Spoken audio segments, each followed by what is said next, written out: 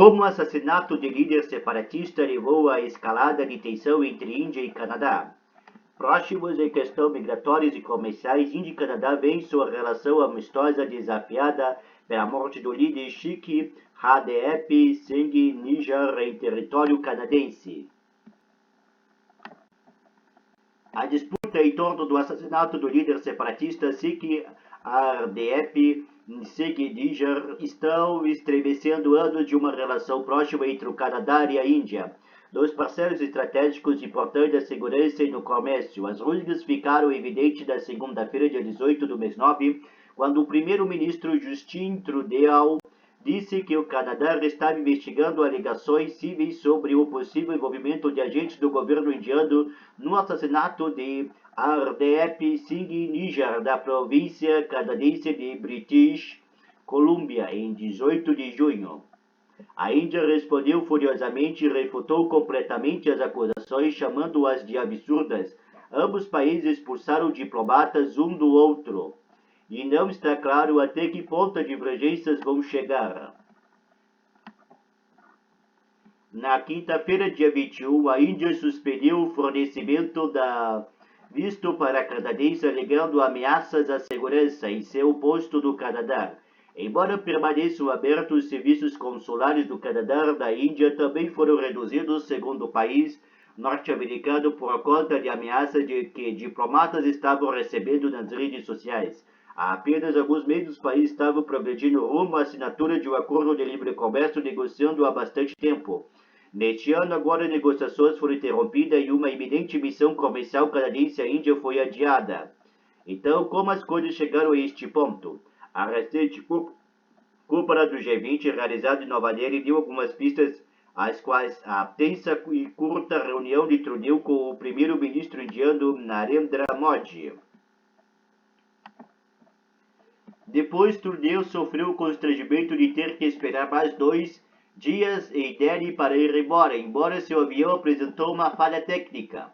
Após os dois líderes se encontrarem, não houve rodeio nas palavras. Trudeau disse que o Canadá sempre defenderá a liberdade de expressão e agirá contra o ódio.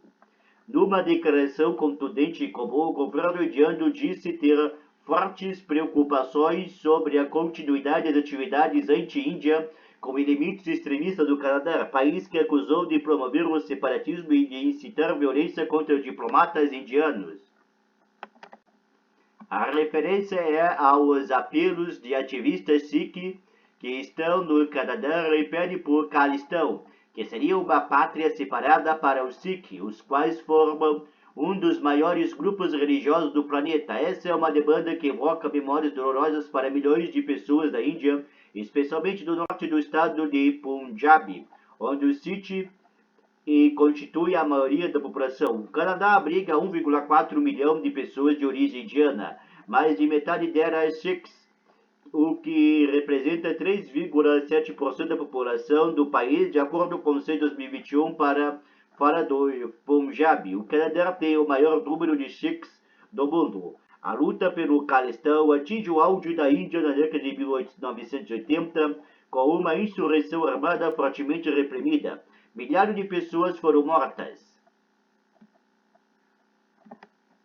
O movimento não é mais proeminente em Punjab, e todos os principais partidos políticos indianos opõem-se veementemente a ele. Mas os apelos por Khalistan ainda não são significativos entre imigrantes indianos que vivem em países como Canadá, Austrália e Reino Unido. Delhi reagiu duramente às manifestações e aos referendos sobre Khalistan, realizado por ativistas Sikhs nestes países, o que não é ilegal, mas um motivo de grande irritação para a Índia. A questão recebeu maior atenção internacional depois que 3 ativistas pró-Khalistan morreram em um curto intervalo do início do ano. Paramjit Singh Panjwar, chefe da força de comando Khalistan, que havia sido classificado como terrorista pela Índia, foi morto a tiros em maio do Paquistão. Seus assassinatos ainda não foram identificados. No Reino Unido, Avitaram Singh Kanda, considerando o chefe da Força de Libertação do Khalistan, morreu em 15 de junho.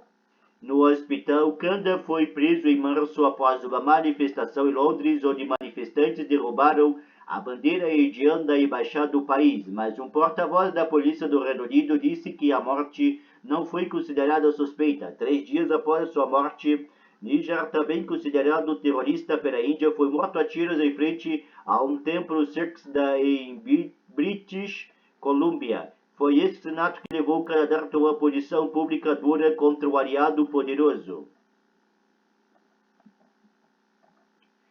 Hardeep Singh Nijar tinha 45 anos e em 2007 ganhou a cidadania canadense. Mas as relações entre os dois países sobreviveram a tensões anteriores. O Canadá reagiu fortemente aos testes nucleares indianos em 1974 e 1998. Já a Índia expressou sua decepção em 2005, depois que 2 Sikhs canadenses acusados de um atentado mortal à bomba em um avião da Air India serem absolvidos da justiça. Mas fora isso, as duas nações têm mantido uma boa relação, exceto no que diz respeito à questão do Calistão. Ambas têm muito em comum, uma tradição compartilhada de democracia e pluralismo, e um compromisso comum com um sistema internacional baseado em regras, como o próprio Canadá afirma. Ambos são países da Commonwealth, comunidade de países com origem do Império Britânico e membro do G20. O Canadá, que quer uma presença maior na Ásia via Índia como um contrapeso à China. Não se trata apenas de geopolítica, os países também têm fortes ligações comerciais. A Índia foi o 10º maior parceiro comercial do Canadá em 2022, com um comércio bilateral de mercadorias chegando a 11,9 bilhões de dólares naquele ano, com um aumento de 56% em relação a 2021. Além da grande população de origem indiana vivendo no Canadá, o país asiático também envia o maior número de estudantes internacionais para o país da América do Norte. Em 2022, os estudantes indianos representavam 40% do total de estudantes estrangeiros do Canadá. Enquanto isso, de acordo com a estatística do governo indiano, cerca de 80 mil turistas canadenses visitaram a Índia em 2021, ficando atrás apenas dos Estados Unidos, Bangladesh e o Reino Unido. Então, obviamente, há muito em jogo para ambos os países. Penso que esta é uma lição para todos nós de que não há nada de sacrossanto nas relações estreitas da Índia com parceiros ocidentais, aponta Michael Kukugerman, diretor do Instituto do Sul Asiático do Centro de Pesquisa Wilson Center, sediado em Washington, nos Estados Unidos. É um alerta de que sim, a Índia é um ator não aliado, valoriza as suas relações com o Sul global, definitivamente valoriza suas relações com o Ocidente, mas isso não significa que ficará longe da possibilidade de uma crise das relações.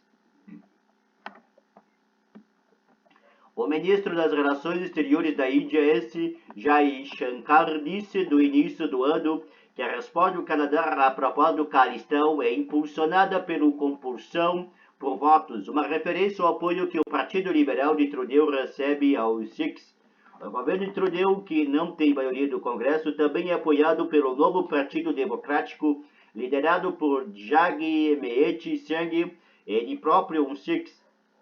Essa é uma avaliação com a qual muitos especialistas indianos concordam.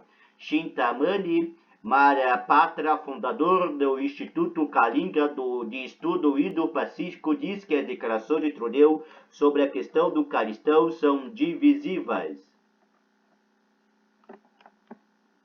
Ele ignora os sentimentos da comunidade indo-canadense mais ampla, que inclui os Sikhs canadenses, e parece tendencioso a favor dos apoiadores do Calistão. Ele gostaria de apoio externo aos separatistas de Quebec.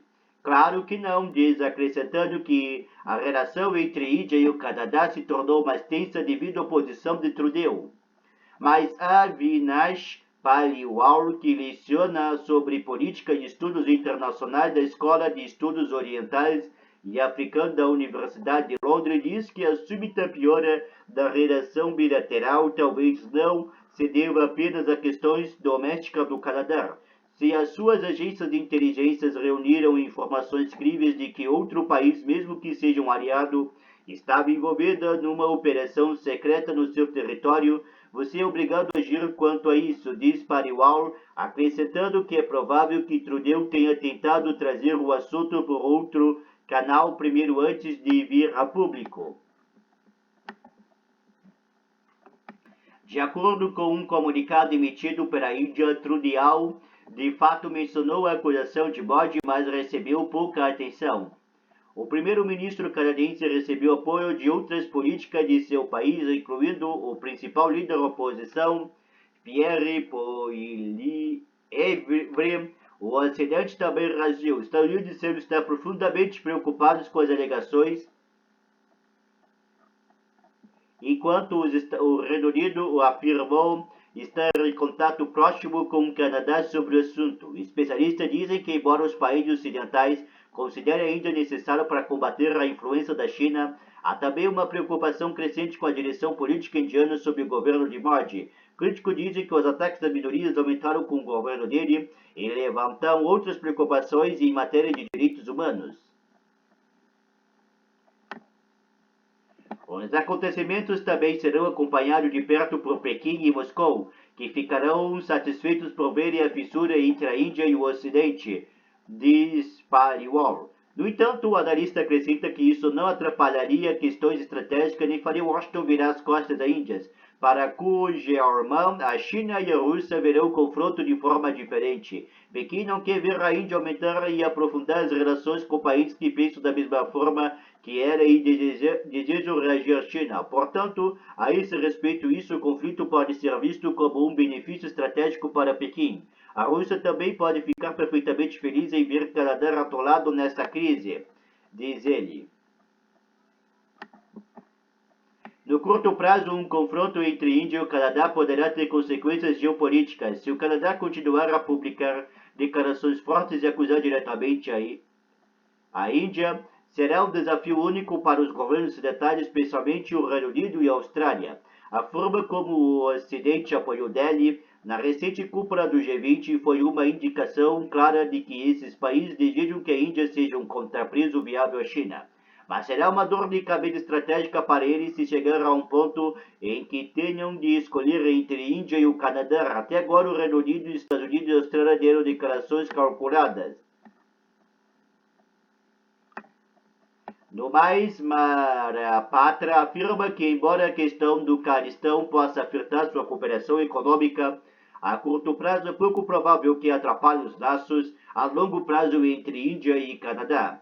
Ele também alerta sobre medidas extremas. Expulsar um diplomata significa que não se quer diálogo. Tais questões precisam de ser tratadas através das conversas da diplomacia e não do confronto, apontua especialistas. Com informação adicional de Marior Sebastián.